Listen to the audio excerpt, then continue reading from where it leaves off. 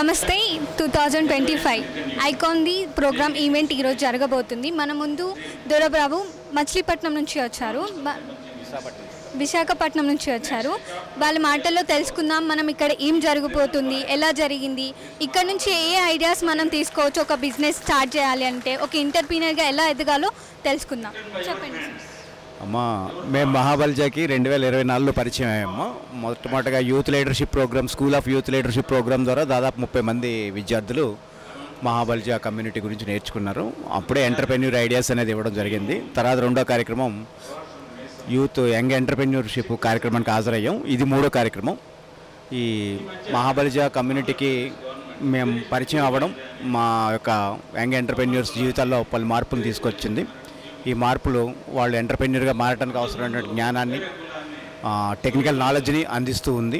చాలా మా వచ్చినటువంటి 30 మంది విద్యార్థుల్లో దాదాపు 5-6 ఎంటర్‌ప్రెన్యూర్లుగా మారి ప్రజెంట్ వాళ్ళ యొక్క సొంత సంస్థలను ఏర్పాటు చేసుకుంటున్నారు. ఈ విధంగా దేశవ్యాప్తంగా ఉన్నటువంటి మహాబలిజా కమ్యూనిటీ అంతా కూడా ఇక్కడ రావడం, మన మహాబలిజా కమ్యూనిటీ స్ట్రెంథెన్ అవడానికి కావాల్సిన చర్యలు తీసుకోవడం అనేది నిజంగా గర్వకారణం. ఈరోజు ఇక్కడికి అటెండ్ అవ్వడం చాలా ఆనందంగా ఉంది. అంటే ఇక్కడ జరిగిన ఈవెంట్ వల్ల ఎన్నో మార్పులు వచ్చాయని మీరు అన్నారు. ఆ మార్పులు ఏంటో కొంచెం చెప్పగలుగుతారా? మాకు చెప్పినటువంటి విషయాలు ఏంటంటే, ఫస్ట్ గోల్ అనేది పెట్టుకోవాలి. మీరు మీ యొక్క గోల్ని బట్టి, మీ యొక్క లక్ష్యాన్ని బట్టి ఏ విధంగా మనం ముందుకెళ్ళాలనేది మీరు నిర్ణయించుకోవాలి. ప్రతిరోజు ఆ లక్ష్యానికి ఎంత మనం పనిచేస్తున్నాం అనేది కూడా నిర్ణయించుకోవాలి. ఎంటర్‌ప్రెన్యూర్షిప్ ఒకటే కాదు, ఒక విద్యార్థి కనుక ఏ నేవీ, ఆర్మీ ఇలాంటి వాటికి సెలెక్ట్ అయితే వాళ్ళు కూడా సహకారం అందిస్తానన్నారు. అలాగే సాఫ్ట్వేర్ ఇంజనీర్లు కూడా కొన్ని ప్లేస్మెంట్ చూపించారు.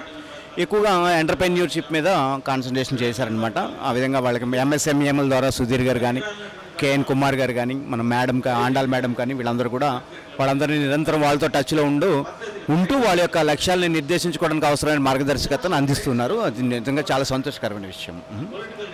అంటే చాలామంది యూత్ ఎంటర్‌ప్రెన్యూర్‌గా కానీ బిజినెస్గా కానీ స్టార్ట్ చేయాలంటే కొంచెం భయపడుతున్నారు. అలాంటి వాళ్ళకి మీరు ఏమైనా చెప్పగలరు? ఇప్పుడు ఎంటర్‌ప్రెన్యూర్ అనేటటువంటిది మన ఉద్యోగాలని మనమే సృష్టించుకోవడం, మన పని మనం చేసుకుంటూ 10 మందికి మనం ఉపాధి కల్పించేటటువంటి మంచి అవకాశం. మొట్టమొదటిగా చిన్న స్థాయిలో ఈరోజు ఉన్నటువంటి అనేక రకమైనటువంటి ఆర్థికపరమైనటువంటి అవకాశాలు ఉన్నాయి. లోన్లు అందుబాటులో ఉన్నాయి. ఎంఎస్ఎంఈఎం లోన్లు, సబ్సిడీ లోన్స్, రకరకాల స్కీమ్స్ అందుబాటులో ఉన్నాయి.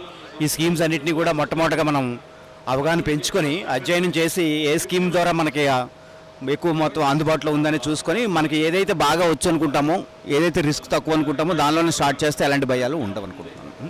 Okay, thank you sir.